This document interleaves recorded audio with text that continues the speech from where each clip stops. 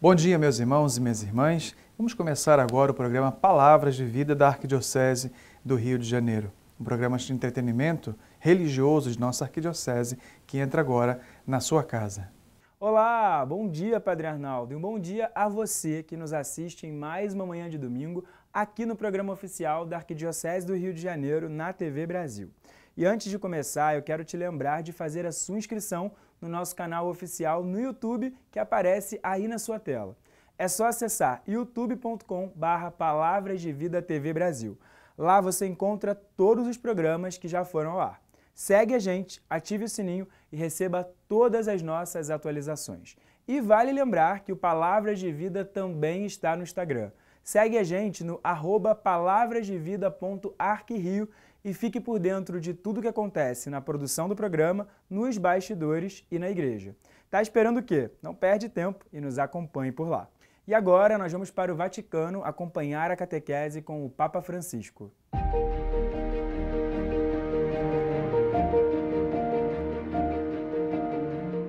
Cari fratelli e sorelle, benvenuti, buongiorno. Prezados irmãos e irmãs, bem-vindos, bom dia. Nas catequeses dessas semanas, estamos insistindo sobre os pressupostos para fazer um bom discernimento. Na vida temos que tomar decisões sempre, e para tomar decisões, devemos fazer um caminho, uma estrada de discernimento. Cada atividade importante tem as suas instruções a seguir, que devem ser conhecidas, para que possam produzir os efeitos esperados. Hoje meditemos sobre outro ingrediente indispensável para o discernimento: a própria história de vida. Conhecer a própria história de vida é um ingrediente, digamos assim, indispensável para o discernimento. A nossa vida é o livro mais precioso que nos foi confiado. Um livro que muitos, infelizmente, não leem ou que o fazem demasiado tarde antes de morrer. No entanto, é precisamente nesse livro que se encontra aquilo que se procura inutilmente por outros caminhos. Santo Agostinho, um grande investigador da verdade, compreendeu exatamente relendo a sua vida, observando nela os passos silenciosos e discretos, mas incisivos, da presença do Senhor. No final desse percurso, notará com admiração: tu estavas dentro de mim e eu fora. Lá eu procurava-te. Deformado, lançava-me sobre as belas formas das tuas criaturas. Tu estavas comigo, mas eu não estava contigo. Daqui deriva o seu convite a cultivar a vida interior para encontrar o que se procura. Dizia Santo Agostinho: volta para ti mesmo, volta para ti mesmo. No homem interior habita a verdade. Esse é um convite que eu faço a todos vocês e faço também para mim. Voltar para ti mesmo. Leia a tua vida. Te lê por dentro como foi o teu percurso, com serenidade. Volta para ti mesmo. Muitas vezes, também nós vivemos a experiência de Agostinho de nos encontrarmos presos em pensamentos que nos afastam de nós mesmos, mensagens estereotipadas que nos ferem. Por exemplo, nada vale, tudo corre mal comigo, nunca farei nada de bom, e vai para baixo, e assim por diante.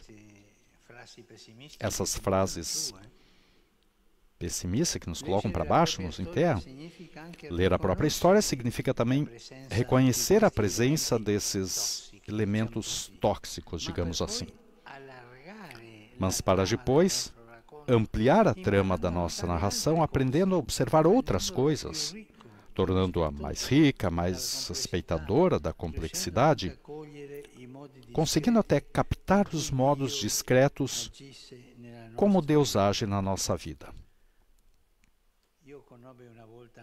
Eu conheci uma vez uma pessoa que as pessoas que a conheciam diziam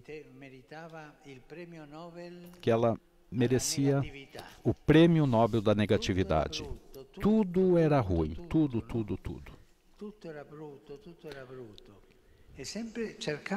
E sempre procurava ir para baixo. Era uma pessoa amargurada e tinha tantas qualidades. E depois, essa pessoa encontrou uma outra pessoa que lhe ajudou bem e cada vez que ela se lamentava de alguma coisa, a outra dizia, para compensar, diga alguma coisa boa de ti mesmo. É sim, mas eu tenho essa qualidade. E pouco a pouco ajudou ela a ir em frente, a fazer uma boa leitura da própria vida. Sejam as coisas ruins ou as coisas boas, mas ler a própria vida.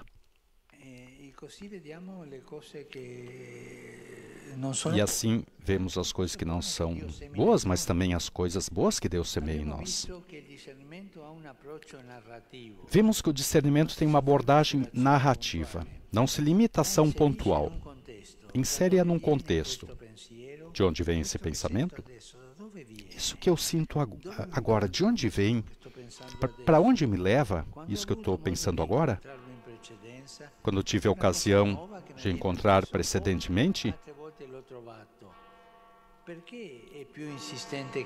por que é mais insistente do que os outros? O que quer dizer a vida com isso?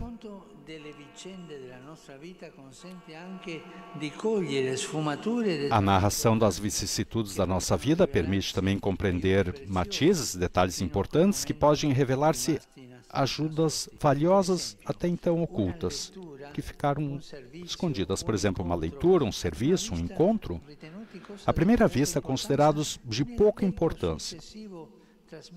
Sucessivamente, transmitem uma paz interior, transmitem a alegria de viver e sugerem outras iniciativas de bem. Deter-se e reconhecer isso é indispensável. Deter-se e reconhecer é importante para o discernimento. É uma obra de recolha daquelas pérolas preciosas e escondidas que o Senhor disseminou no nosso terreno. O bem está escondido, sempre.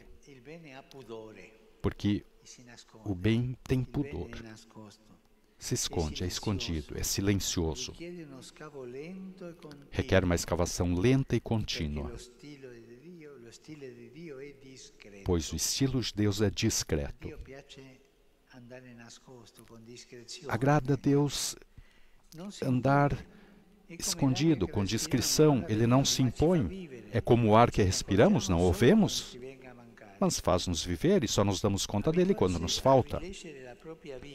Habituar-se a reler a própria vida educa o olhar, aguça-o, permite notar os pequenos milagres que o bom Deus realiza para nós todos os dias. Quando prestamos atenção, observamos outros rumos possíveis que revigoram o gosto interior, a paz e a criatividade. Acima de tudo, torna-nos mais livres dos estereótipos tóxicos. Disse sabiamente que o homem que não conhece o seu passado está condenado a repeti-lo. É curioso, hein?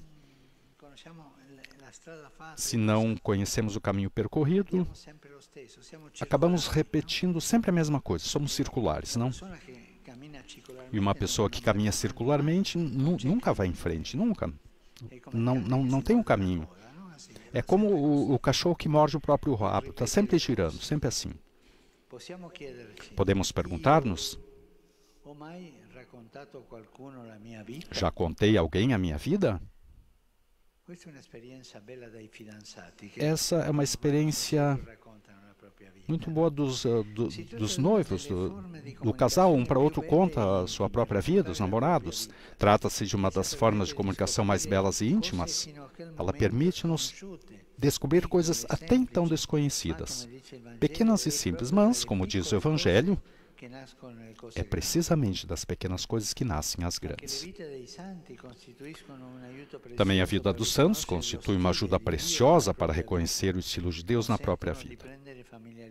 Permite familiarizar-se com seu modo de agir. O comportamento de alguns santos interpela-nos, mostra-nos novos significados e oportunidades. Foi o que aconteceu, por exemplo, a Santo Inácio de Loyola. Quando descreve a descoberta fundamental da sua vida, acrescenta uma importante observação. Diz assim: por experiência, deduziu que alguns pensamentos o deixaram triste e outros alegre. E pouco a pouco aprendeu a conhecer a diversidade dos espíritos que nele se agitavam. Conhecer o que acontece dentro de nós, conhecer, estar atento. O discernimento é a leitura narrativa dos momentos bons e dos momentos escuros, das consolações e desolações que experimentamos ao longo da nossa vida. O discernimento é o coração que nos fala de Deus e nós devemos aprender a compreender a sua linguagem. Perguntemo-nos, no final do dia, por exemplo, o que aconteceu hoje no meu coração? Alguns pensam que fazer esse exame de consciência é fazer a contabilidade dos pecados que fez. Não, nós cometemos tantos, não? Não, mas o que aconteceu dentro de mim? Eu tive alegria, o que me levou à alegria? Ficou triste? O que fez com que eu ficasse triste? E assim, aprender a discernir o que acontece dentro de nós. Obrigado.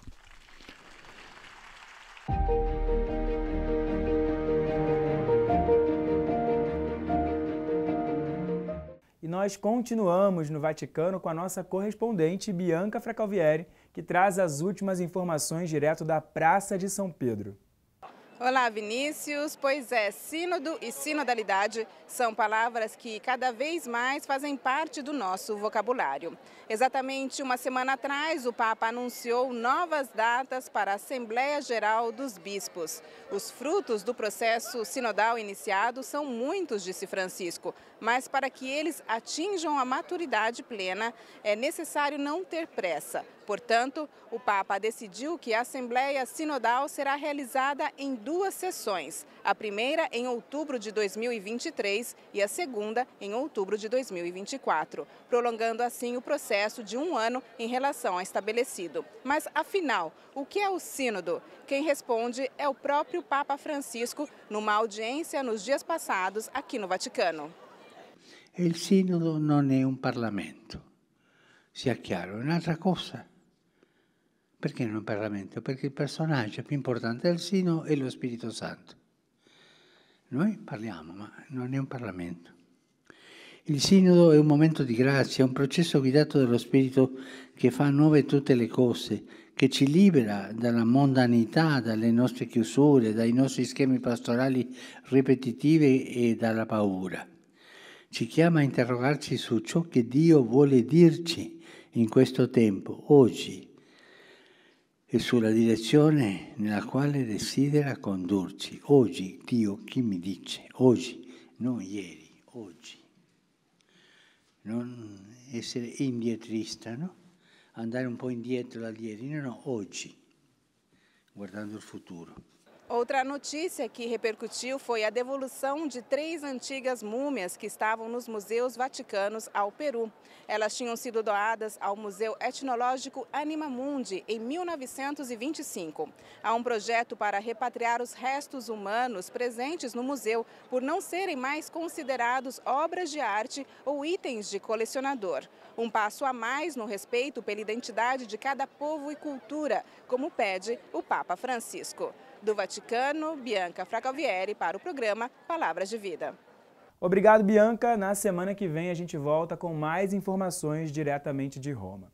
E no próximo bloco, você confere as últimas notícias da CNBB diretamente de Brasília, no boletim Igreja no Brasil. A gente volta já já, não saia daí.